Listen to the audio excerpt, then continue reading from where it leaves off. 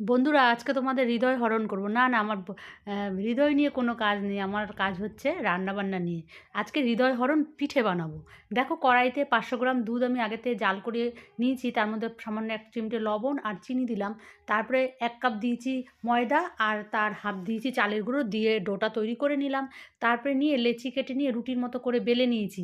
তারপরে ওইটাকে চারধার কেটে নিয়ে আমরা ছোটোবেলায় যেরকম পাখা বানাতাম না ভাঁজ করে করে হাওয়া খাওয়ার জন্য, তখন তো পাখার ব্যবস্থা ছিল না। এভাবে আমরা পুরো ফোল্ড করে এটাকে মুখটাকে আটকে দেবো, দিয়ে তারপরে মাঝখানটা একটু প্রেস করে দিলেই হৃদয়হরণ পিঠে তৈরি হয়ে যাবে।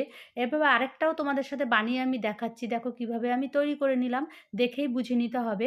তারপরে এগুলো সমস্ত তৈরি করা হয়ে গেছে। তারপরে কড়াইতে তেল বসিয়ে দিয়েছি, এক এক করে সমস্ত পিঠেগুলোকে দিয়ে উল্টে পাল্টে লাল করে ভেজে নেবো। এদিকে আবারও দুধ জাল বসিয়ে দিয়েছি, ভালো করে দুধটাকে ফুটিয়ে নিয়ে তার মধ্যে পরিমাণ মতো মিষ্টি দিয়ে এই পিঠেগুলো সমস্ত দিয়ে ভালো করে ফুটিয়ে নিচ্ছি। এলাচ দিলাম, ভালো লাগলে লাইক